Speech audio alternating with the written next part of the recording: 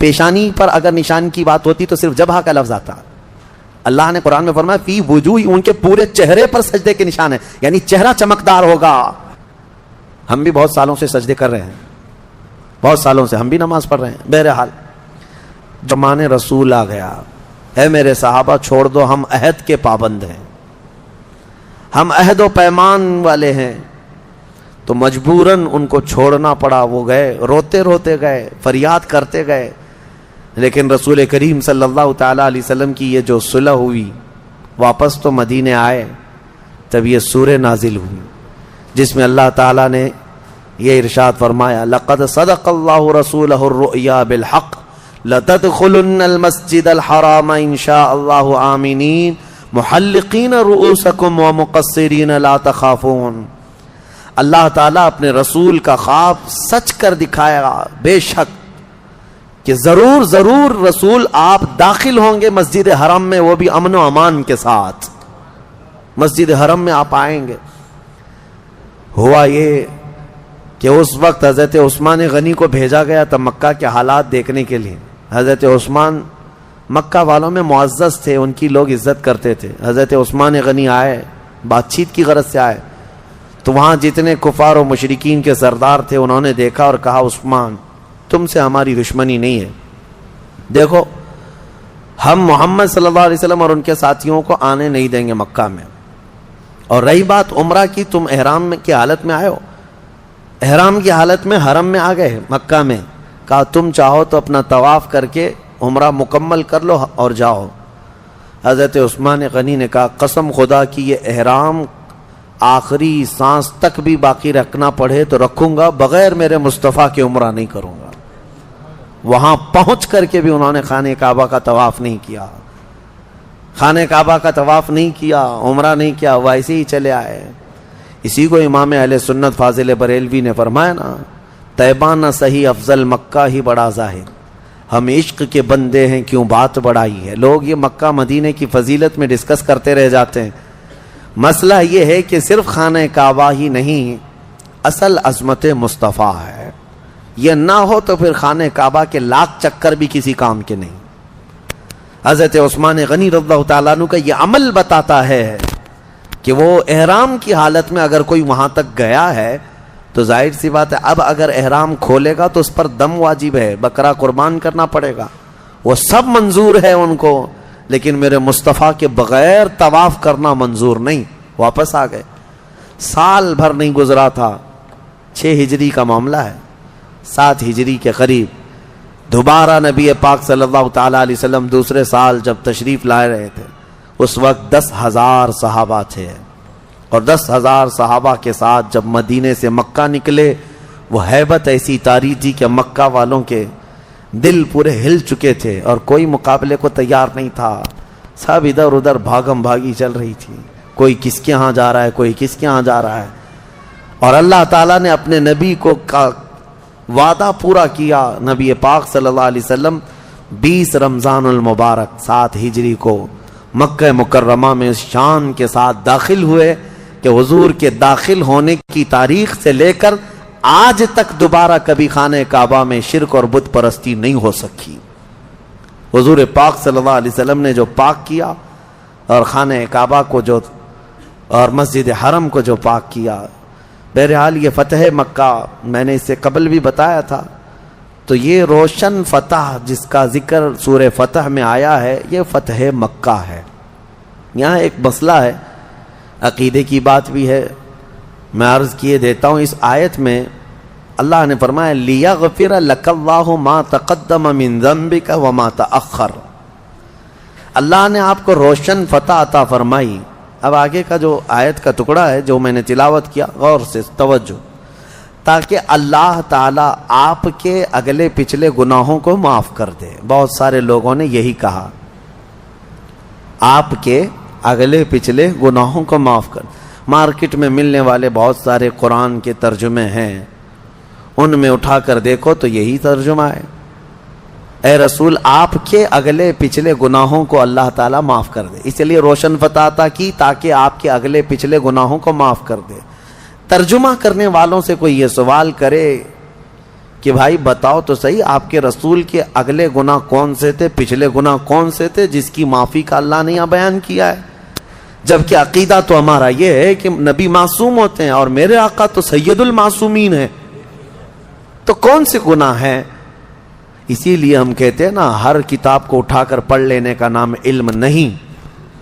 ہاں، جیسے آج گوگل کے بہت سارے شاگرد ہیں بیچارے، گھس جاتے ہیں کسی میں بھی، تمہیں اگر کہیں لکھا ہوا دکھ گیا اسلام تو یہ ضروری نہیں کہ اسلام ہی ہے، یہاں تو ہزاروں رہزن ہیں لباس خضر میں۔ ہاں، بہت سارے معاملات ہیں، کس سے پڑھ رہے ہو، کس سے لے رہے ہو، یہ دیکھنا ضروری ہے۔ قرآن کا ترجمہ کئی لوگوں نے کیا اس طرح سے، لیکن آؤ بریلی کے امام عشق و محبت کا ترجمہ کنز الایمان اٹھاؤ، آپ نے کس سلیس انداز میں اور کس ادب کے انداز میں فرمایا، اے رسول ہم نے آپ کو روشن فتح عطا کی تاکہ آپ کے اگلوں اور پچھلوں کے گناہ معاف کر دیے جائیں۔ کتنا بڑا فرق ہے آپ کے اگلے اور پچھلے میں اور آپ کے اگلوں اور پچھلوں میں، کتنا بڑا فرق ہے۔ آپ کے ذریعے سے اے رسول، آپ کی وجہ سے، آپ کی برکت سے اللہ آپ کے اگلوں اور پچھلوں کے گناہ معاف کرے۔ اس میں عقیدہ بھی سلامت ہے، عصمت کا، اور بارگاہ رسالت کا ادب بھی محفوظ ہے۔ یہ ہے، اسی لیے ہم کہتے ہیں کہ جو لوگ ٹھوکر کھائے وہ ایسے ہی لوگ ہیں جو بے عشق رسول پڑھتے رہے یا بے عشق رسول قرآن کا ترجمہ کرتے رہے۔ میں نے بہت قبل آپ کو تفسیر میں بتایا تھا، اللہ نے فرمایا قد جاءکم من اللہ نور و کتاب مبین، تحقیق کہ تمہارے پاس اللہ کی طرف سے ایک نور آیا اور ایک روشن کتاب۔ نور سے مراد رسول اللہ کی ذات اور روشن کتاب سے مراد قرآن عظیم۔ لیکن اس آیت میں پہلے کس چیز کا ذکر آیا ہے؟ قد جاءکم من اللہ نور، نور کا ذکر ہے۔ نور ویسے نارمل چیز بھی یہی ہے کہ کسی بھی کتاب کو پڑھنے کے لیے لائٹ پہلے چالو کرنا پڑتا ہے، اجالا ہو تو کتاب پڑھی جاتی ہے نا، نور پہلے ہو پھر کتاب مبین پڑھ سکتے ہیں۔ اسی لیے اس آیت کی ترتیب بھی دیکھیں، نور پہلے ہے، مطلب یہ ہے کہ تم پہلے اپنے قلب کو نور مصطفیٰ سے جگمگاؤ، پھر قرآن پڑھو، تمہارے قدم ہدایت پر رہیں گے، تمہارے قدم ہدایت پر رہیں گے۔ عزیزان گرامی وقار، اسی سورہ فتح کی آخری آیت ہے جس میں اللہ نے فرمایا محمد الرسول اللہ والذین معہ اشداء علی الکفار رحماء بینہم تراہم رکعا سجدا یبتغون فضلا من اللہ ورضوانا۔ اللہ فرماتا ہے محمد اللہ کے رسول ہیں اور ان کے ساتھ جو ہیں، اب ان کے ساتھ کون ہے؟ صحابہ، سمپل سی بات ہے، ہر کوئی جانتا ہے۔ ان کے ساتھ جو ہیں، اللہ فرماتا ہے ان کی صفات کیا ہیں، سنو ابھی۔ اللہ فرماتا ہے اشداء علی الکفار، کافروں پر سخت ہیں، رحماء بینہم، آپس میں نرم دل ہیں، آپس میں نرم دل ہیں۔ تراہم رکعا سجدا یبتغون فضلا من اللہ ورضوانا، تم ان کو دیکھو گے رکوع اور سجدے کے عالم میں ہوں گے اور اللہ کا فضل ڈھونڈ رہے ہوں گے۔ یہ صحابہ کی صفت ہے۔ سیماہم فی وجوہہم من اثر السجود، ان کے چہروں پر تو سجدوں کے نشان آ چکے ہوں گے۔ اس کا مطلب وہ نہیں جو کالا نشان ہے، شامی کباب۔ بہت سارے لوگ اس آیت سے یہی سمجھتے ہیں سیماہم فی وجوہہم، وجوہہم ہے ایک، یہ عربی میں وجہ جو ہے پورے چہرے کو کہتے ہیں، اور پیشانی کو جبہہ کہتے ہیں۔ جبہہ یعنی پیشانی پر اگر نشان کی بات ہوتی تو صرف جبہہ کا لفظ آتا۔ اللہ نے قرآن میں فرمایا فی وجوہ، ان کے پورے چہرے پر سجدے کے نشان ہیں، یعنی چہرہ چمکدار ہوگا۔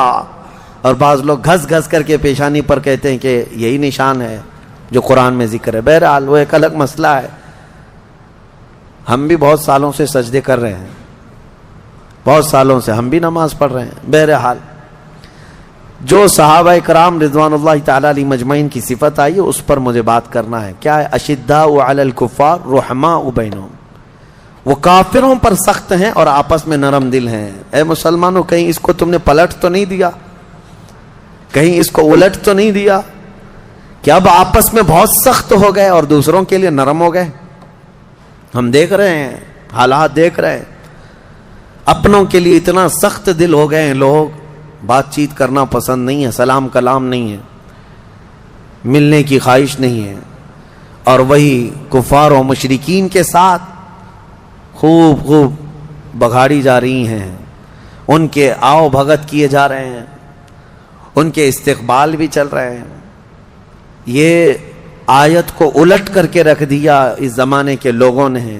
جو صحابہ کی کیفیت تھی وہ یہ تھی، آپ کو پتہ ہے صحابہ کرام رضوان اللہ تعالی علیہ مجمعین کوئی رو رعایت نہیں کرتے تھے اگر اس کے اندر ایمان نہیں ہے تو۔ آج ہی کے درس میں نے صبح بتایا، جنگ احد میں ابو عامر راہب، جس کو پورے مدینے والے چاہتے تھے، وہ راہب کے نام سے مشہور تھا، وہ مکہ بھاگ کر چلا گیا تھا جب حضور آئے تھے مدینے، اور مکہ والوں کو بھڑکا کر کے احد کے میدان میں لایا تھا، اور اس نے یہ کہا تھا کہ اے لوگوں پورا مدینہ میرا، جیسے آج کہتے ہیں فین فالوئنگ ہے، ہاں ایک بات پر سب ٹوٹ پڑیں گے، چلو میں جب جاؤں گا پکاروں گا مدینے والے صاحب محمد کا ساتھ چھوڑ کر میری طرف آ جائیں گے صلی اللہ علیہ وسلم۔ تو ابو عامر راہب آیا میدان میں اور پکارنے لگا، اے مدینے والو دیکھو میں آ گیا، میری تم بڑی عزت کرتے تھے، میری بڑی خاطر تواضع کرتے تھے۔ وہ بابا تھا مدینے کا، لوگ اس کی ارد گرد گھومتے ہی رہتے تھے، حضور کے آنے سے پہلے کی بات، اور وہ جلن کے مارے بھاگ کر گیا تھا مکہ سے، مدینے سے۔ اب جب وہ للکارنے لگا تو جانتے ہو جو برسوں سے اس کو راہب کہتے تھے وہ انصار صحابہ آگے بڑھتے ہیں اور کہتے ہیں، ہاں ابو عامر راہب، ابو عامر ہم تجھے اچھی طرح پہچانتے ہیں، تو فاسق ہے، عدو اللہ ہے، تو اللہ کا دشمن ہے، رسول اللہ کا دشمن ہے، ہم اچھی طرح تجھے جانتے ہیں۔ اور جب اس کو سب صحابہ نے للکار دیا تو ایک صحابی آگے بڑھ کر کے آئے، حضرت حنظلہ، کہا رسول اللہ پاک صلی اللہ علیہ وسلم سے عرض کیا، آقا مجھے اس سے لڑنے کی اجازت دیں، میں اس کی گردن مار کے آؤں۔ جانتے ہیں یہ حنظلہ کوئی اور نہیں، اسی ابو عامر کے بیٹے ہیں، سگے بیٹے ہیں، جو للکار رہا ہے میدان میں۔ حضور نے اجازت نہیں دی گردن مارنے کی، کہا مناسب نہیں لگتا کہ تم بیٹے ہو اور اپنے باپ کی گردن مار دو۔ رسول کریم صلی اللہ علیہ وسلم نے انہیں روک دیا، لیکن جب وہ ابو عامر واپس گیا اپنی کفار مکہ کے درمیان، سب اس کے پیچھے پڑ گئے، کہا تو بڑی بڑی باتیں کر کے آیا تھا کہ تجھے دیکھ کر پورے مدینے والے محمد کا ساتھ چھوڑ دیں گے، یہاں تو حال یہ ہے کہ تیرا بیٹا ہی تیری گردن مارنے کے لیے آ گیا ہے۔ وہ کہتا ہے غضب کا جادو کیا ہے محمد نے، نعوذ باللہ من ذالک۔ میرے عزیزو، جادو نہیں، یہی ایمان پلایا ہے میرے آقا نے۔ صحابہ کا یہی تو تھا مسلک، یہی مشرب، یہی اشداء علی الکفار، وہ چاہے کوئی بھی ہو، باپ ہو کہ بیٹا ہو کہ بھائی ہو، کوئی بھی ہو، وہ سخت تھے ان معاملات میں۔ رحماء بینہم، اور آپ کو پتہ ہے بدر کے میدان میں اتنے رشتے ہیں، بتائیں تو ایک بڑی طویل داستان ہے۔ ادھر کفار کی طرف ماموں ہے، یہاں صحابہ میں بھانجا ہے، ادھر باپ ہے ادھر بیٹا ہے، ادھر بھائی ہے ادھر ایک بھائی ہے، ادھر چاچا ہے ادھر بھتیجا ہے، کتنے معاملے۔ حضرت علی کرم اللہ وجہہ الکریم ادھر ہیں حضور صلی اللہ علیہ وسلم کی طرف، حضرت حمزہ یہاں ہیں، اور کفار کی طرف عباس ہیں۔ حضرت حمزہ اور عباس سگے بھائی ہیں۔ حضرت علی کے سگے بھائی عقیل بن ابی طالب، وہ بھی کفار کی طرف سے آئے۔ کتنے رشتے بتائیں آپ کو۔ یہ اور بات ہے کہ یہ لوگ بعد میں اسلام لائے ہیں، ابو جہل حضرت عمر فاروق کا ماموں ہے، ادھر حضرت عمر ابن خطاب ہیں ادھر۔ یہ صحابہ نے یہ دیکھا ہی نہیں کہ ہمارا ان سے کیا رشتہ ہے، انہوں نے صرف یہ دیکھا ہے کہ اگر نسبت مصطفیٰ نہیں ہے تو یہ ہمارے کچھ بھی نہیں لگتے، کچھ بھی نہیں لگتے۔ اشداء علی الکفار، یہ صفت تھی۔ اب اس کا مطلب یہ نہیں ہے، بعض لوگ یہ سمجھتے ہوں کہ سختی کرنے کا مطلب کیا ہے، ہم جہاں رہتے ہیں کفار و مشرکین سے ہمارے معاملات ہیں، آپ تجارت کریں، اخلاق کے ساتھ رہیں، اچھے ویوہار کریں، ٹھیک ہے، لیکن اس کا مطلب یہ نہیں ہے کہ تم جو ہے مومنین کو سائیڈ لگا دو اور ان کی طرف نظر بھی نہ کرو اور تم یہ کہنے لگ جاؤ کہ نہیں یہ لوگ تو اچھے ہیں، یہ لوگوں کے ہاں یہ معاملہ اچھا ہے۔ میں حضرت ابو حازم رحمۃ اللہ تعالی علیہ کی کتاب میں ایک حکایت پڑھ رہا تھا. میں نے فجر کے درس میں اس کو بیان بھی کیا تھا. بڑی حیرت کی بات ہے. اسی لیے کفار و مشرکین کی کسی چیز کو آپ تعریف میں بھی مت لو. مکہ مکرمہ میں حج کے دوران ایک شخص کا انتقال ہوا تو اس کو دفن کرنے کے لیے جہاں لے گئے وہ ایک عالم کی قبر تھی. وہ کھودی گئی. وہ لوگ جانتے تھے اس کو تو, لیکن وہاں وہ عالم نہیں تھا. ایک خوبصورت لڑکی سوئی ہوئی تھی قبر میں. تو حیرت میں آ گئے کہ اس عالم کی قبر میں لڑکی کیسے دفن ہو گئی. لوگ پریشان تھے. تو اتفاق سے وہاں ایک شخص جو حج پہ آیا تھا وہ لڑکی کو جانتا تھا. کہا یہ ہمارے علاقے کی, وہ جس ملک سے آیا تھا وہ کہتا ہے میں اس کو اچھی طرح جانتا ہوں. یہ پوری عیسائی لڑکی تھی. یہ کنورٹ ہوئی تھی, اسلام قبول کی تھی, لیکن اس کا پورا خاندان عیسائی ہے. میں اس کو اچھی طرح سے جانتا ہوں اور اس نے اپنا ایمان چھپایا تھا اور کچھ دنوں پہلے یہ بیمار ہوئی, انتقال کر گئی. اس کو تو وہاں مرتے ہوئے ہم نے دیکھا, یہ یہاں کیسے ہے. لوگوں نے کہا تجھے شبہ تو نہیں ہو رہا؟ کہا نہیں, یقین ہے مجھے, پورا کا پورا یقین ہے. تو وہاں سب اور بھی دیگر علماء کو سب یہ باتیں پتہ چلی. تو پھر یہ بحث چھڑ گئی. تو پھر یہ عالم کہاں گیا جس کو دفن کیا گیا تھا؟ وہ عالم کہاں گیا؟ تو وہی جو حج پر آیا ہوا شخص تھا اس نے کہا میں اپنے ملک جاتا ہوں, چند لوگوں کو میرے ساتھ بھیجو, میں اس لڑکی کے گھر والوں سے ملوا دوں گا. تو یہ گیا اپنے ملک اور اس لڑکی کے گھر والوں کے پاس گیا جو عیسائی تھے. کہا کہ تمہاری بیٹی فلاں فلاں کا انتقال ہوا. کہا ہاں. کہا ہم نے اس کو مکہ مکرمہ کے ایک قبرستان میں دیکھا ہے. کہا ایسے کیسے ہو سکتا ہے, پاسبل نہیں. ہم نے تو اس کو اچھے آخری رسومات کے ساتھ اچھے طریقے سے دفن کیا اپنے قبرستان. تو یہ جو گئے ہوئے مسلمان تھے انہوں نے اصرار کیا کہ چلو تمہاری بیٹی تمہاری لڑکی کی قبر کھود کر دیکھا جائے, کیا تم نے جو دفن کیا وہ وہی ہے. جب وہ لوگ آئے اصرار کے بعد وہ قبر کھودی گئی جو عیسائی قبرستان میں تھا. تو قبر کھولنے کے بعد ایک حیرت انگیز منظر کہ وہ عالم یہاں لیٹا ہوا ہے عیسائی قبرستان میں. لاش بری طرح مسخ ہے, صحیح شکل نہیں ہے. لوگ دیکھ کر کے پہچان لیے کہ یہ مکہ میں جس کی قبر تھی وہ یہی ہے. یہ کیسے شفٹنگ کون کرتا ہے, کیا ہوا کیا تھا. بہرحال قبریں جیسی تھی ویسی کر دی گئی واپس. لوگوں میں یہ بحث چھڑ گئی کہ آخر یہ ایسا کیسے ہوا. اتنی بات تو سمجھ میں آ رہی تھی کہ یہ لڑکی اسلام سے محبت کرنے لگی, قرآن پڑھنے لگی تھی اور ایمان پہ انتقال ہوا. اس کا مکہ میں دفن ہو جانا تو سمجھ میں آ جاتا ہے کہ ہو سکتا ہے اس کو اللہ نے اعزازاً انعاماً جو ہے منتقل فرمایا ہو. لیکن یہ وہاں سے کیوں آیا مکہ سے؟ تو لوگ اس کے گھر گئے. اس کی بیوی تھی, بیوہ تھی. اس سے جا کر پوچھا تمہارے شوہر کے بارے میں کیا خیال ہے؟ کہتی ہے میرا شوہر تہجد گزار تھا, نمازی تھا, پابند تھا, سب کچھ اچھا تھا. لوگوں نے کہا کوئی ایسا عمل جو خلاف شرع یا کوئی ایسی چیز. کہا نہیں, وہ تو پابند آدمی تھا. کہا ہاں ایک چیز عورت بولتی ہے جو میں آپ کو بتانے لگا ہوں, جس کے لیے میں نے یہ واقعہ آپ کے سامنے رکھا. اس کی بیوی کہتی ہے, بیوہ خاتون کہتی ہے جب کبھی اس پر غسل واجب ہوتا میرے شوہر پر, جنابت کا غسل, تو یہ کہتا عیسائیوں کے مذہب میں اچھا ہے, ان کے ہاں غسل واجب نہیں ہے. ہمارے ہاں ٹھنڈیوں میں بھی نہانا پڑتا ہے, بارشوں میں بھی, گرمیوں میں بھی نہانا پڑتا ہے.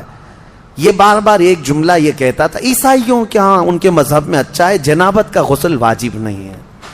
وہ خاتون کہتی مجھے یہ بات کھٹکتی تھی دین مصطفیٰ میں رہ کر کے یہ اگر عیسائیت کی بات کیوں کرتا ہے. آج اس کا انجام سمجھ میں آیا. سارے علماء نے اس وقت یہ کہا یقیناً اللہ کے نبی نے جو فرمایا تھا جو جس سے محبت کرتا ہے اسی کے ساتھ اٹھایا جائے گا, اسی کے ساتھ اٹھایا جائے گا. اسی لیے میرے عزیزو صحابہ کی جو صفت تھی اس پر عمل کرو. اشداء علی الکفار رحماء بینہم. ہاں تمہارے دین میں کوئی کمی رہ گئی ہے؟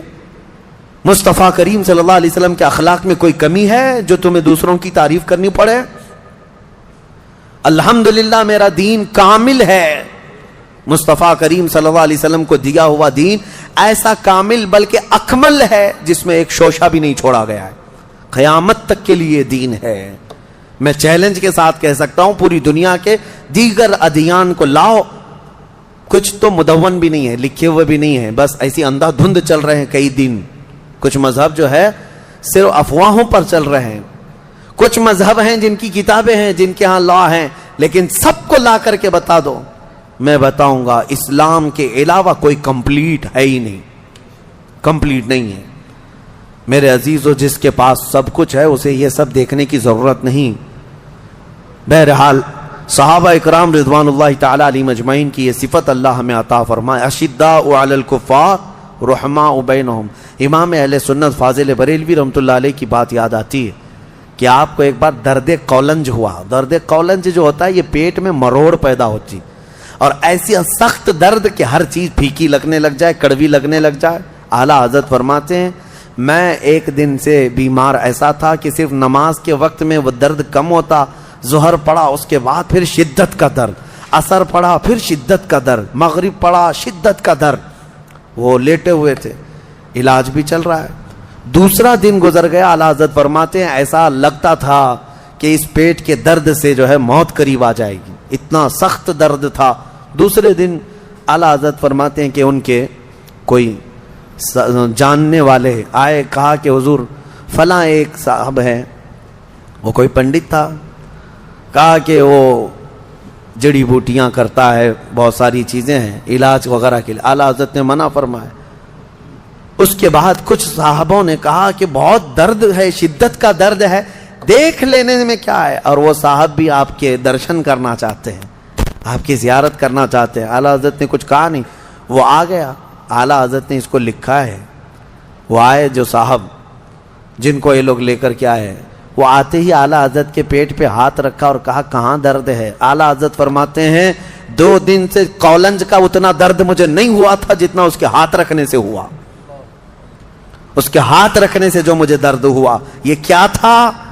یہ کیا تھا؟ اشداء علی الکفار رحماء بینہم. یہی ہے. اب میں زیادہ اس کو سمجھاؤں تو ہماری باتوں کو لے جا کر کے توڑ مروڑ کر کے میڈیا والے چلائیں گے. بہت سارے اسی کے آڑ میں بیٹھے ہوئے ہیں. ہاں بالکل میرے عزیزو، میں ان کے اعلیٰ ایمان کی بات کر رہا ہوں. اور آج کے پتہ نہیں کئی ایسے سیکولر لوگ ہیں جو کنیا بابا پیشاب بھی بیچے تو لینے چلے گئے. ہاں اس کے پاس لے کر لینے کے لیے بھاگ گئے. ارے ہاتھ رکھنے کو نہیں دیا اعلیٰ حضرت نے، ہاتھ رکھنے کو نہیں دیا اور تم پیشاب پینے چلے گئے. میں سب کی بات نہیں کر رہا ہوں، الا ماشاء اللہ الحمدللہ آج بھی ایمان کے ساتھ لوگ باقی ہیں. پیشاب کیا ہوا، اگر دودھ بھی پلائے تو ہم نہ پیئیں، کیونکہ ہمیں پتہ ہے ہماری شفا مدینہ طیبہ کے تاجدار کے قدموں میں موجود ہے. ہاں ہم وہاں کی مٹی بھی اٹھا کے کھا لیں گے. اسی لیے میں کہتا ہوں میرے عزیزو، ایمان جو ہے جب راسخ ہو جاتا ہے تب بندہ ان تمام معاملات کو سمجھتا ہے، ورنہ وہ بھینس کی طرح ہر جگہ منہ مارتا رہتا ہے. ہاں ادھر بھی کھا لیا، ادھر بھی کھا لیا، ادھر بھی. جس کو کہا گیا ہے کہ رات کو لکڑیاں جمع کرنے والا جو آدمی ہوتا ہے نا، رات میں لکڑیاں جمع، وہ کیا کرتا ہے، ایک ٹوکرا لیتا ہے اور ٹکڑے جمع کرتا رہتا ہے لکڑی، اور صبح پتہ چلتا ہے کتنے گوبر کے ٹکڑے جمع کیا ہے، کتنے پتھر ہیں، کتنی لکڑیاں ہیں، کتنا لوہا ہے، کچھ بھی نہیں، وہ سب جمع کر لیا تھا ٹوکرے میں. کیوں؟ اندھیرا تھا. اسی لیے کہتے ہیں عشق رسول کا اجالا ہو تو تمہارے ٹوکرے میں کوئی ٹکڑا گوبر کا نہیں آئے گا. جو جمع کرو گے وہ انشاءاللہ ایمان کے ساتھ ہی جمع کرو گے. اللہ کریم ہمیں اہل ایمان کی صحبت عطا فرمائے. سورہ حجرات، میں مختصر اس میں 2 چند باتیں عرض کروں کیونکہ احکام بہت سارے ہیں سورہ حجرات میں. بس 2 آیتیں اگر آپ سن لیں. اللہ فرماتا ہے اے ایمان والو، اللہ اور اس کے رسول کے آگے مت بڑھو. دوسری آیت ہے اے ایمان والو، نبی کی آواز پر اپنی آوازیں بلند مت کرو. لا ترفعوا اصواتکم فوق صوت النبی ولا تجہروا له بالقول کجہر بعضکم لبعض. اور نبی کو ایسے مت پکارو جیسے آپس میں ایک دوسرے کو پکارتے ہو، ورنہ تمہارے اعمال ضائع ہو جائیں گے. ایک صحابی حضرت قیس تھے جن کا سنائی کم دیتا تھا ان کو، اور وہ اونچا بولتے تھے. جس کے کان کم سنائی دیتے ہیں وہ زور سے بولتے ہیں. حضور کی مجلس میں وہ بیٹھتے، حضور سے بلند آواز سے پوچھتے تھے یا رسول اللہ کیا کہا آپ نے؟ اللہ کو یہ ادا بھی پسند نہیں آئی. رب تعالیٰ نے آیت نازل فرمائی کہ نبی کی بارگاہ میں بلند آواز سے بات نہ کرو. آج بھی یہ آیت میرے آقا کی جالیوں پر لکھی ہوئی ہے. آج بھی ہے. لوگوں وہاں سے گزرنے کے وقت آج بھی وہی احکام ہیں. نفس گم کردہ می آیت جنید و با یزیدی جا. کہا گیا ادب گاہست زیر آسمان از عرش نازک تر. آسمان کے نیچے ایک ایسی جگہ ہے جو عرش سے بھی نازک ہے. یہاں جنید بغدادی اور بایزید بسطامی جیسے اولیاء آتے ہیں, اپنی سانسیں روک لیتے ہیں بارگاہ مصطفیٰ میں کہ نکلنے والی سانسوں سے کہیں روضہ رسول کی بے حرمتی نہ ہو جائے. پکارنا چلانا تو الگ بات ہے. تو یہاں کے آداب قرآن میں اللہ نے بیان فرمایا. وہ صحابی جب ان کو پتا چلا کہ یہ آیت نازل ہو گئی تو وہ گھر میں بیٹھے رہ گئے. 40 دن تک روتے رہ گئے. بہت روئے کہ یہ آیت میرے ہی لیے نازل ہوئی. پھر دوسری آیت آئی, ان الذین یغضون اصواتهم عند رسول اللہ. بے شک وہ لوگ جو اپنی آوازیں پست رکھتے ہیں, دھیمی رکھتے ہیں اللہ کے رسول کے نزدیک. اولئک الذین امتحن اللہ قلوبهم للتقوی. یہ وہ لوگ ہیں جن کے دلوں کو اللہ نے تقوی کے لیے چن لیا ہے. اور ادب بھی تو دیکھیں اللہ نے کیا فرمایا. جب نبی کے حجرے کے پاس جائیں, میرے گھر کے پاس آئیں گے تو آپ کیا کہیں گے؟ پکاریں گے, میرا نام لے کر پکاریں گے. کہیں گے حضرت آپ کے ہاں میں جاؤں گا تو آپ کا نام لے کر پکاروں گا. لیکن حجرے کے میں حضور کے حجرے کے پاس جائیں تو اللہ کیا فرماتا ہے, ان الذین ینادونک من وراء الحجرات اکثرهم لا یعقلون. جو رسول اللہ کے حجرے کے باہر, حضور کے گھر کے باہر آ کر پکارتے ہیں ان کا نام لے کر, ان میں اکثر عقل والے لوگ نہیں ہیں. تو نہ پکاریں حضور کو. بلکہ ادب اللہ نے خود فرمایا, وَلَوْ أَنَّهُمْ صَبَرُوا حَتَّى تَخْرُجَ إِلَيْهِ. جانا ہو اگر رسول پاک کے پاس تو طریقہ اللہ بیان فرما رہا ہے, پکارو مت, جا کر تھوڑی دیر صبر کے ساتھ دروازے پر کھڑے رہو, میرا محبوب خود باہر آئے گا.